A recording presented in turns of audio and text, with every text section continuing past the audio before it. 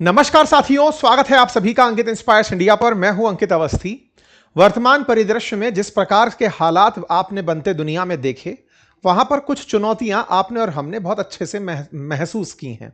चुनौतियों में आपने देखा कि किस तरह से अमेरिका ने जब ईरान पर हमला किया तो ईरान ने बदले की कार्रवाई में जितने भी उसके पड़ोसी मुल्क थे जो अमेरिका के साथी थे उनको निशाना बनाया। इन निशानों के आंकड़े अब खुद बयान हैं कि सैकड़ों की संख्या में लोगों का घायल होना, लोगों का मरना अब यह नंबर की तरह आपको मैप पर दिखाई देता है। ऐसे में एक और चीज चर्चा में आई कि जहां ईरान ने इन सभी देशों को नुकसान पहुंचाया, जिस देश ने सबसे बढ़ चढ़कर युद्ध किया, तुलनात्मक रूप से उसका नुकसान सबसे कम हुआ। बात हम इजराइल की करते हैं। जब हम इजराइल की बात करते हैं तो चर्चा होती है कि युद्ध तो इजराइल और ईरान का ही था, अमेरिका कंधे पर हाथ रखकर चल रहा था। इसके बावजूद भी ईरान इजराइल का उतना नुकसान नहीं पहुंचा पाया जितना ईरान का नुकसान हुआ। जैसे आंकड़ों में अगर हम बात 21 अप्रैल तक के हुए नुकसान की करें तो ईरान में लगभग 3,500 लोग मारे गए, वहीं इजराइल के अंदर 26 लोगों के मारे जाने की खबर आती है। यह सब कैसे हुआ? तो चर्चा हुई कि इजराइल के पास एक बहुत ही जबरदस्त डिफेंस सिस्टम है जिसका मल्टीपल टाइम आप और हम चर्चा कर चुके हैं, नाम जिसका आयरन डोम सिस्टम है। इसी आयरन डोम से प्रभावित होते हुए अमेरिका ने अपना गोल्डन डोम प्रोजेक्ट शुरू किया। इस आयरन डोम के चलते ईरान की कितनी ही मिसाइलें उस पर आए, वो सब की सब नाकामयाब हो जाती थी। हालांकि कुछ एक मिसाइलें, क्योंकि अल्टीमेटली जो एक्यूरेसी थी वो 99.9% भी है, तो 0.01 की जो मिस्टेक है उसकी वजह से इजराइल को नुकसान हुआ। हालांकि दुनिया को यह महत्व समझ में आया कि आयरन डोम वाकई में बड़ी चीज है। अब अमेरिका है तो वो आयरन नहीं गोल्डन बनाएगा, तो उसने अपनी तरफ से गोल्डन डोम प्रोजेक्ट किया और कहा पूरे नदर्न अमेरिकी हेमिस्फीयर को मैं पूरी तरह सिक्योर कर दूंगा कि कोई भी गोला आकर के अमेरिका पर ना गिरे। भारत कहां पीछे रहने वाला था? भारत ने इसी प्रकार से अपना एक सिस्टम डेवलप करने की अनाउंसमेंट पिछले इस पर 15 अगस्त के अवसर पर, स्वतंत्रता दिवस के अवसर पर लाल किले की प्राचीर से प्रधानमंत्री के मुंह से किया था। नाम था उसका सुदर्शन चक्र।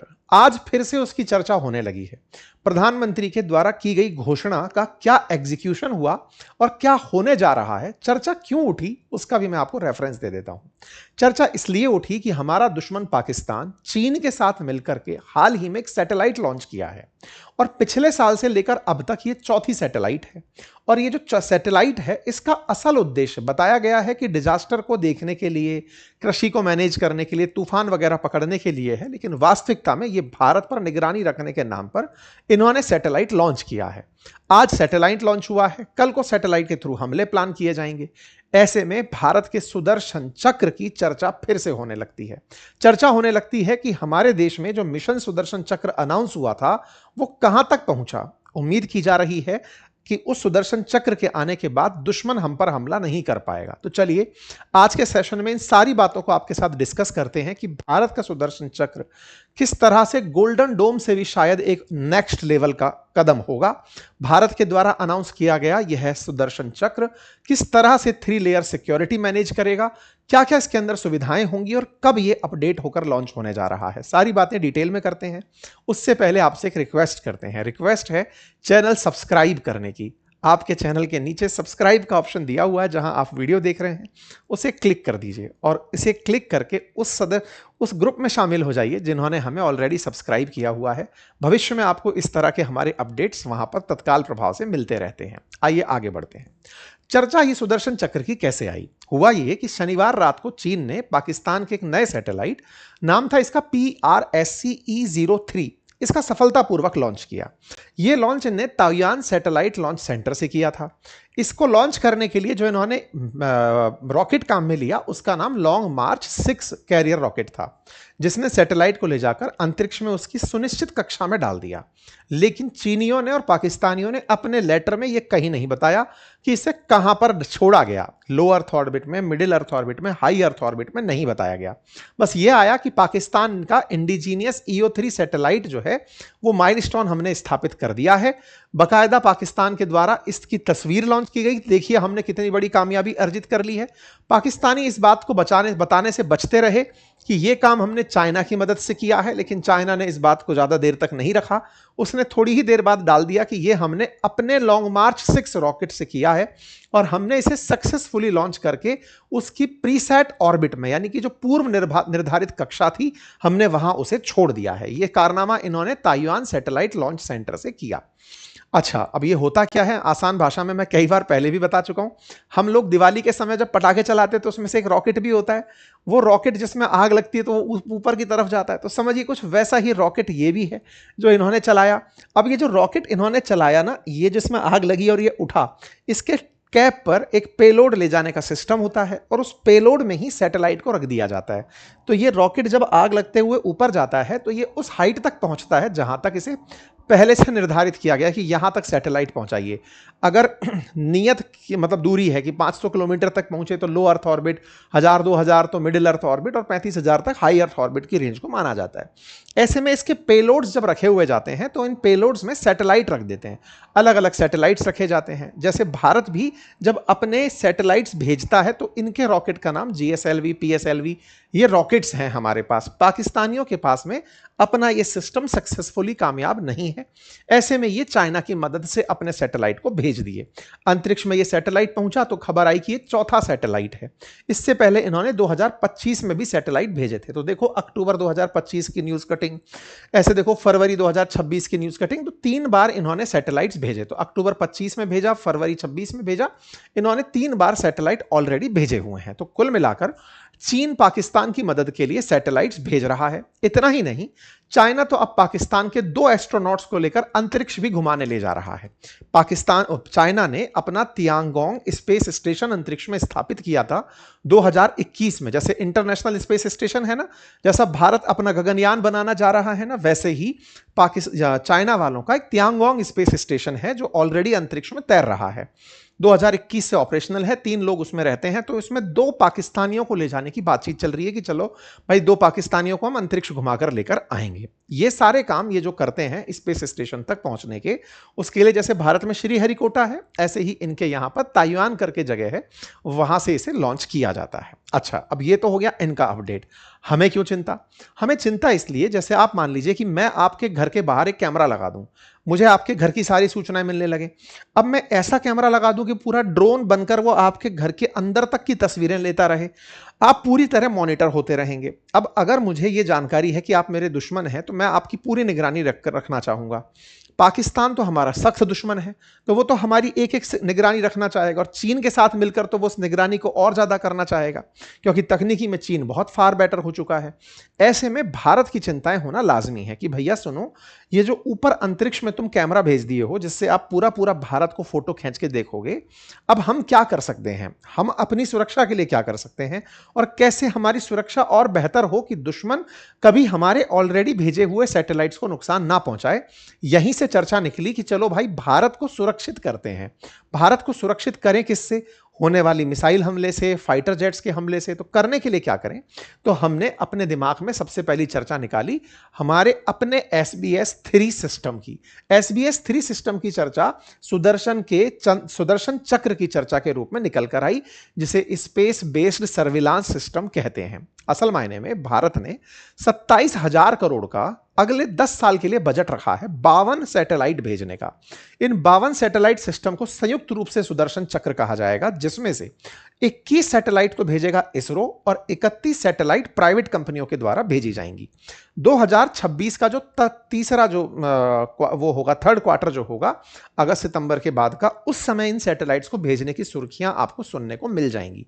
ये कुल 52 सैटेलाइट जमीन में 500 किलोमीटर से लेकर 36,000 किलोमीटर तक जमीन से ऊंचाई पर इन्हें छोड़ा जाएगा, और इन्हें बकायदा इसरो, DRDO और ये एयरफोर्स सब मिलकर के एक तरह से स्पेस फोर्स के पॉइंट ऑफ व्यू से भेजेंगी। इनके अंदर जो सैटेलाइट्स जाएंगी उनमें से सिंथेटिक अपर्चर रडार लगी हुई सैटेलाइट्स भी होंगी। ये सबसे खास मानी जाती हैं। कहा जाता है कि अगर बादल है, कोहरा है, फॉग है, जो भी है, मतलब बारिश भी है, तो भी ये 24 घंटे बढ़िया पिक्चर क्वालिटी के साथ फोटो खींच सकती हैं। एक रखी गई है इलेक्ट्रो ऑप्टिकल उपग्रह, जो कि कैमरों के साथ तो लैस है ही साथ छोटी छोटी वस्तुओं को जैसे टैंक, बंकर, मिसाइल लॉन्चर, इनकी भी हाई डेफिनेशन तस्वीर ले पाते हैं। और तीसरा रखा गया है कम्युनिकेशन और डेटा रिले सैटेलाइट, जिनका काम काम यह होगा कि ये हैक प्रूफ संचार सुनिश्चित करें। मान लीजिए कि कल को हमारे ही कम्युनिकेशन सिस्टम को किसी ने जैम कर दिया, तो ये उसे रोकते हुए सैटेलाइट कम्युनिकेशन बना रहे, उसको भी हम लोग सैटेलाइट के थ्रू सुनिश्चित करेंगे। इतना ही नहीं, पहले से प्री डिफाइन अगर हमने कुछ तस्वीरें सैटेलाइट्स को दी हुई हैं, तो वो दुश्मन की सैटेलाइट्स को, फाइटर जेट्स को एआई की तकनीक से पहचान कर अर्ली अलार्म हमें दे पाएंगे। तो ये जो हमने सुदर्शन चक्र का विकास करने का सोचा है, ये काम कैसे करेगा उसे समझिए। जब सामान्यतः क्या होता है कि जब कोई फाइटर जेट या मिसाइल हमारी अर्थ पर हमला करने, मान लीजिए कि भारत पर हमला करने के लिए दुश्मन के क्षेत्र से चली, तो हमारे देश में लगे हुए जो रडार होते हैं वो रेडियो डिटेक्शन एंड रेंजिंग के थ्रू रेडियो वेव्स भेज भेज करके उन्हें डिटेक्ट करते हैं कि अच्छा ये कोई फ्लाइंग ऑब्जेक्ट है जो हमारे दुश्मन की सीमा से हमारे क्षेत्र में एंट्री कर रहा है। तो वो वहां से तुरंत प्रभाव से सूचना भेजता है उन क्षेत्रों पर जहां पर मिसाइलें तैनात हैं, या फिर एयरफोर्स को कि सुनो वार्निंग है, कोई दुश्मन का ऑब्जेक्ट उड़कर हमारी तरफ आ रहा है। तो तत्काल प्रभाव से फाइटर जेट्स रन करते हैं और उनको निशाना बनाते हैं, या पहले से तैनात जो सैटेलाइट्स हैं, वो मिसाइल्स हैं, वो उनको निशाना बनाती हैं। ये सामान्य सिस्टम होता है। लेकिन आजकल तकनीक ऐसी विकसित होने लगी है कि रडार को लोग जैम कर देते हैं। रडार की जो तकनीक है उसमें जो रेडियो वेव्स आती हैं उनको जैम कर देते हैं, या फिर इस तरह के फाइटर जेट्स यूज करते हैं जिनमें स्टेल्थ टेक्नोलॉजी लगी है, यानी कि वो रेडियो वेव से पकड़ में ही नहीं आते। इन दोनों ही परिस्थितियों से निपटने के लिए अंतरिक्ष के अंदर सैटेलाइट लगाने का प्रावधान हुआ।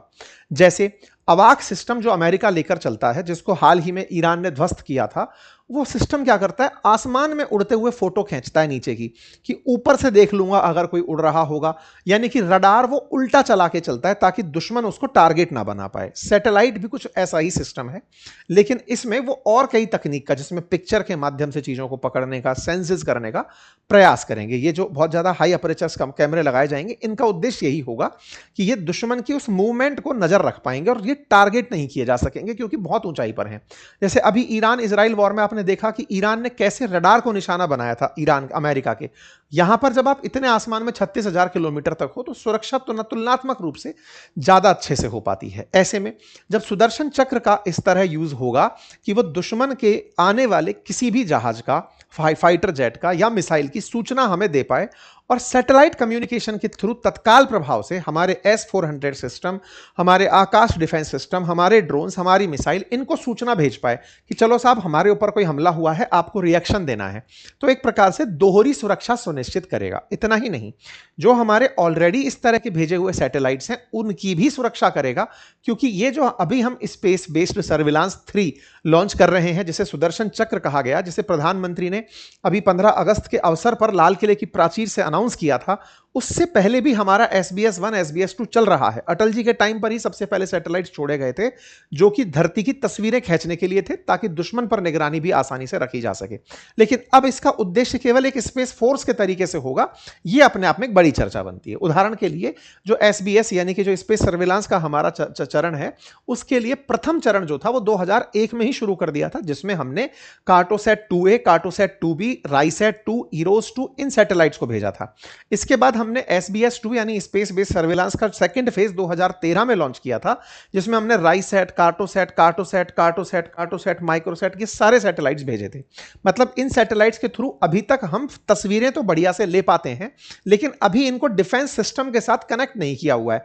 यानी कि दुश्मन के अर्ली वार्निंग के थ्रू ये सीधा मिसाइलें चलवा दें, उस स्थिति तक इन्हें अपडेट नहीं किया गया है। तो अब SBS-3 यानी स्पेस बेस्ड सर्विलांस का जो थर्ड फेज है, जिसे हाल ही में अनाउंस किया गया, वो डिफेंस के पर्सपेक्टिव से किया।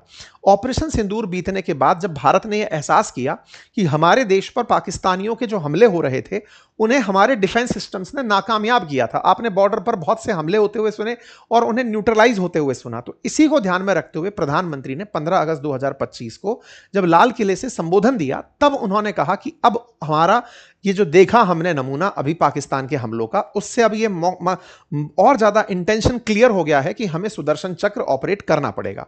और इस काम के लिए भारत ने 10 साल का टारगेट लिया है, जिसमें हम ना केवल अपनी डिफेंस को मजबूत करेंगे, बाकी अटैक को भी सुनिश्चित करेंगे। इस बात को डिफेंस मिनिस्ट्री के द्वारा भी दोहराया गया। 30 अगस्त 2025 को PIB की एक कटिंग बाहर आती है, रक्षा मंत्री का एक बयान बाहर आता है, जिसमें यह कहा जाता है कि हम लोग सुदर्शन चक्र मिशन पूरी हवाई सुरक्षा के साथ 3 लेयर सिक्योरिटी के साथ चलाएंगे। अगर दुनिया में कहीं चल रहा है आयरन डोम, कहीं गोल्डन डोम, तो हमारा कैपिटल डोम होगा। एक अपने आप में दिल्ली को सुरक्षित करता हुआ सबसे पहला डोम बनेगा, उसके अलावा पूरे देश को सुरक्षित करते हुए। तो दिल्ली को ध्यान में रखते हुए त्रिस्तरीय एक डोम पद्धति का अपनाया जाना सुनिश्चित हुआ है, जिसमें एक आउटर, फिर एक मिडल और फिर इनर रिंग बनाने की बात है। क्या पूरे देश को छोड़ दिया जाएगा? नहीं, पूरे देश के लिए तो सर्विलांस लगा ही है, लेकिन दुश्मन के लिए दिल्ली बहुत इंपॉर्टेंट है। दिल्ली क्यों है? क्योंकि दिल्ली में राष्ट्रपति भवन, प्रधानमंत्री आवास, कार्यालय, संसद भवन या फिर हमारी सुप्रीम कोर्ट और तमाम हमारे जितने भी सेना के मुख्यालयों के हेडक्वार्टर्स या फिर अर्धसैनिक बलों की जो टुकड़ियों के हेडक्वार्टर्स, ये सब यहां पर हैं। तो ऐसे में दुश्मन के लिए दिल्ली बहुत इंपॉर्टेंट है, और इसी को ध्यान में रखते हुए इस पर आउटर रिंग, मिडिल रिंग और इनर रिंग लगा करके इसको पूरी तरह से सेफ गार्ड करने का प्रयास किया जाएगा। इतना ही नहीं, दिल्ली के अलावा भी देश के जो खास सरकारी स्थान हैं उनकी सुरक्षा भी इनके 3-3 लेयर्स के थ्रू सुनिश्चित करने का प्रावधान रखा गया है। डीआरडीओ हाल ही में एक ऐसी तकनीक का भी इजाद कर रहा है। होता क्या है ना कि हाइपरसोनिक मिसाइल जिसकी स्पीड 5 मैक से ऊपर की होती है, जो लगभग 10,000 किलोमीटर या 6,000 किलोमीटर प्रति घंटे से ऊपर की रफ्तार से चल रही होती है, उस गति से चल रही मिसाइल को ट्रैक करना बहुत मुश्किल होता है, क्योंकि जब मिसाइल चलती है तो अपने आसपास एक इलेक्ट्रोमैग्नेटिक फील्ड पैदा करती है। कहा जाता है कि एक प्लाज्मा का फील्ड मैटर जनरेट होता है जो उस तरफ जा रही रेडिएशंस को भगा देता है। मतलब अत्यधिक तेजी से जाती हुई जो मिसाइल होती है उसको ट्रैक नहीं करने के कई कारण होते हैं। एक तो गति अपने आप में होती है, और दूसरा क्या होता है, जिन रेडिएशंस को भेजकर आप उसे ट्रैक करना चाहते हैं वो उसके प्लाज्मा को तोड़ के अंदर नहीं जा पाती। फाइटर जेट्स के अंदर जैसे स्टेल्थ टेक्नोलॉजी होती है, लेकिन फाइटर जेट्स 2.5 मैक से ऊपर के हैं ही नहीं दुनिया में, 3 मैक अधिकतम पकड़ लो। लेकिन जो हाइपरसोनिक मिसाइल है 10-10 मैक तक की हैं, तो उन्हें पकड़ना बहुत चुनौतीपूर्ण कार्य होता है। तो डीआरडीओ अब इस प्लाज्मा तकनीक को तोड़ने के अंदर काम कर रहा है, और वो इसे भी मिशन सुदर्शन चक्र के अंदर डालने का प्रयास कर रहा है कि जो प्लाज्मा तकनीक से युक्त जो मतलब प्लाज्मा बनता है उसको तोड़ने के लिए DRDO electric radar development establishment की प्रयास में है, और जिसमें 6,000 किलोमीटर प्रति घंटे की रफ्तार की जो मिसाइलें हैं उन्हें पकड़ा जा सके। इसके लिए एल बैंड ऐसा यानी active electronic scanned array radar का भी इस्तेमाल किया जाएगा, जो कि प्लाज्मा के साथ में कम प्रभावित होगा। ऐसी भी स्पेस टाइम एडेप्टिव प्रोसेसिंग विकसित की जा रही हैं, ऐसी एल्गोरिदम विकसित की जा रही है डीआरडीओ द्वारा सॉफ्टवेयर की मदद से, जो कि प्लाज्मा बनता देख करके उसे पहचान पाए। इस काम के लिए रडार में भी इन दिनों बदलाव चल रहे हैं, यानी आने वाले समय में हम केवल सैटेलाइट्स के थ्रू ही नहीं, हमारे डीआरडीओ की रिसर्च जो है उसके थ्रू भी अपने डिफेंस को मजबूत करेंगे, हमारी सुरक्षा को सुनिश्चित करेंगे। उम्मीद है कि आपको यह जानकारी काम की लगी हो। तभी जब पाकिस्तान ने इस तरह की सैटेलाइट लॉन्च की चाइना की मदद से, तो देश में चर्चा फिर से उठी कि भाई क्या हुआ प्रधानमंत्री जी की अनाउंसमेंट का। तो अपडेट है कि 2026 के 3rd क्वार्टर में इसका लॉन्चिंग होना शुरू हो जाएगा। बाकी आप सबके पास जैसे भी अपडेट होंगे मैं आपके सामने लाता रहूंगा। बाकी हाँ, आप हमें ट्विटर पर फॉलो कर सकते हैं, लिंक मैंने कमेंट बॉक्स में पिन किया है। चैनल पर नए हैं तो सब्सक्राइब कर लीजिए। अपना ख्याल रखिए, बहुत बहुत धन्यवाद।